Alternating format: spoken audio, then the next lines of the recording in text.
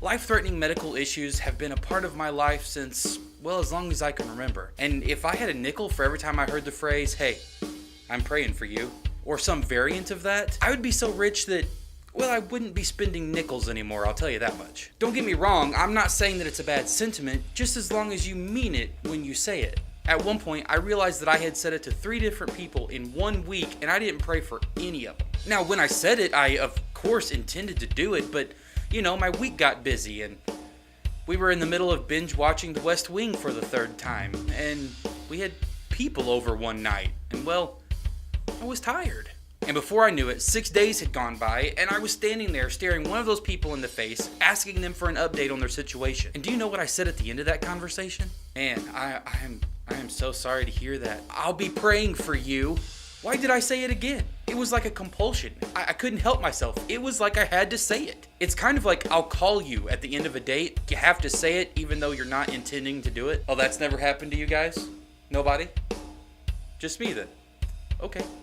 It's like I've been programmed to say it. It's just a nice thing to say, right? Do they actually think I mean it when I say it? Like that I'm going to take time out of my day to talk to God about their situation? I've got my own stuff going on. Thank you very much. But I felt guilty about saying it and not always doing it, so I decided to change it up. I'm a fixer. I love to fix problems, so I started saying, "Hey, is there anything I can do for you?" And I meant it. Give me something to do. Anything. Let me just help you in some way. And do you know what they said to me? Just keep praying. Keep praying.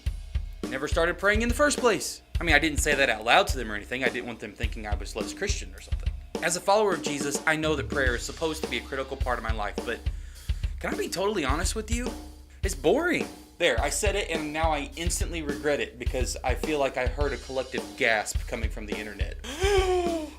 He said prayer was boring.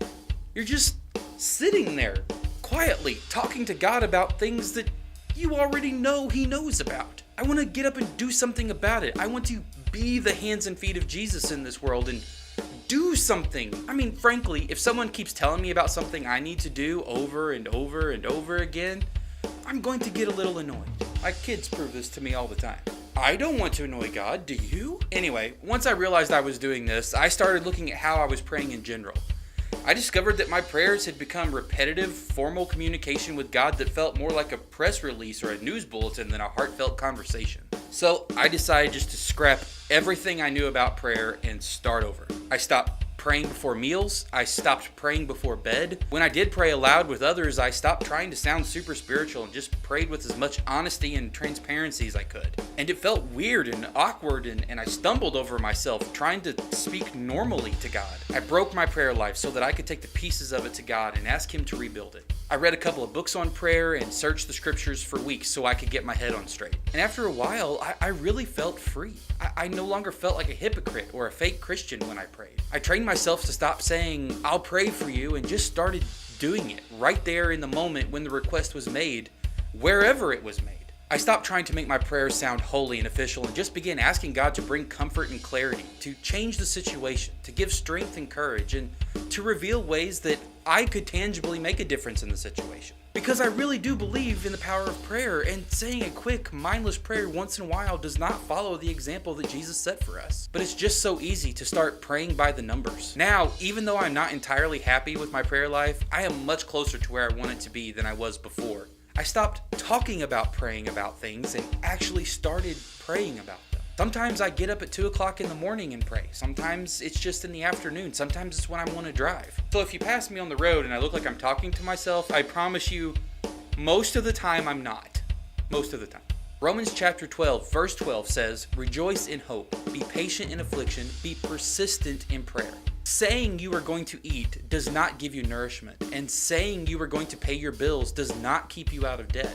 And saying you love someone with words only proves nothing. It is persistent action in these things that makes the difference, and prayer is no different. And while words are important, it is the persistent action that yields results. Okay, if I've not yet made my point, think about this. On the night before He died, Jesus went out with His disciples to pray. Of all the things He could have been doing that night, He showed us that prayer is the most important tool we have in our tool belt. Now I'm just thinking about how much I want like a Christian tool belt, like Batman's utility belt, but with Jesus stuff in it.